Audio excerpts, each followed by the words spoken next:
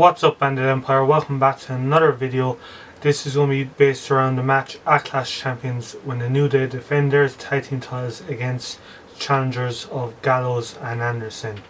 Now, the way this has been built so far I don't like, because 2 weeks ago you saw Gallows and Anderson come out and do the whole all day comedy sketch. Didn't work, and even New Day said it this week as well, which I don't like. I honestly don't see why WWE went away and said we'll do it. We'll have Anderson Gallows come out and do a comedy sketch. They're not built for a comedy sketch. Look at them. They're built to destroy. That's how you do it.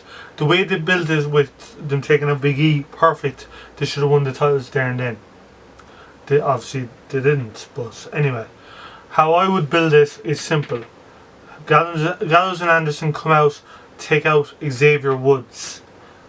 Xavier Woods is the weaker.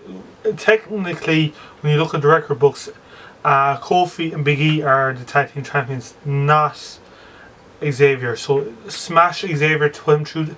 Well, come out, destroy 3 of them, then put Xavier through the table and make it look like he's after, be it leg or arm or whatever, or ribs, I don't know, back, I don't know. Literally have them lay him out. The following week on Raw, have Big E and Kofi come down to the ring and call out Gallows and Anderson. Have Gallows and Anderson come down, walk down to the ring. Obviously they would have exchanged promos between each other. Have them come down to the ring, but by the time they get down to the bottom of the ramp, Mick Foley's music comes out and says, right guys, simple as this, there's going to be a match made at Clash of Champions. The New Day will defend their tag team championships against Gallows and Anderson, but there's a catch. That match will be called off if the 4 of you fight each other. So it makes obviously matches for later in the show. Gallows and Anderson makes it look like they're going to attack, but they don't. Costs New Day the match, and then the following week again New Day does a reverse where they cost Anderson and Gallows, and that brings us up to next week where simply both of them cut promos on each other, and that's simply it. That's all they need to do next week. Would be cut promos on each other, going to Clash of Champions, and bang, job done. Now moving on to the part of who do I think is going to win and why.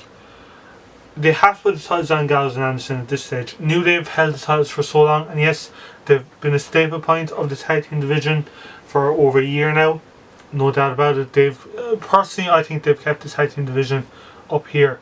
They're the only ones that have held the tag team gold, which I feel holding them for a year. Okay, that kind of is a long time for them to be holding it. Yes, they can still do their whole stuff without tag titles. They don't need tag titles, and I understand they didn't have enough tag teams on the main roster, but well, they do and don't. They've always had enough tag teams. They just haven't been properly building tag teams. They've been wasting time on tag teams such as Shining Stars, all this type of shit. Move on. There's tag teams out there that you can use that's by far better. Gallows and Anderson are the tag team of the future. Therefore, put the titles on them. Bang, job done. Have them go on a dominant run for 3-4 months with titles, and then drop the titles. That's be it if it's against New Day again, so what? But have the tag team division as relevant as possible within the shows. Like, you have 3 hours of Raw. The Raw tag team division isn't really properly been used. I'm thinking now from this past week's Raw, you had a segment between Enzo and Cass and Shining Stars and New Day, Gallows and Anderson. That's it.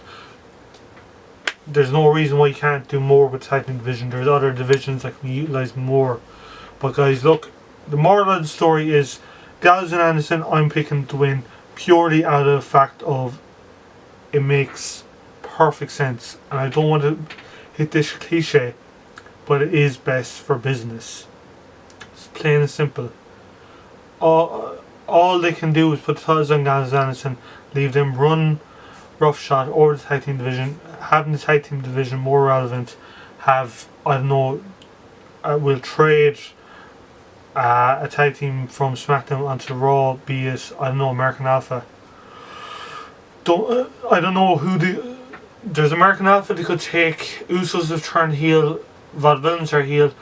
To be honest with SmackDown has a better tag team division. It does. Raw's tag team division, I'm actually trying to think of the tag teams around Raw. Obviously Gallows and Anderson, New Day, Shining Stars, oh yeah, Goldust and R-Truth. Yeah, they've shit tag teams on Raw. Therefore, put fucking better tag teams on Raw. Take one or two from SmackDown, that's all you need to do a trade. Oh, I'll trade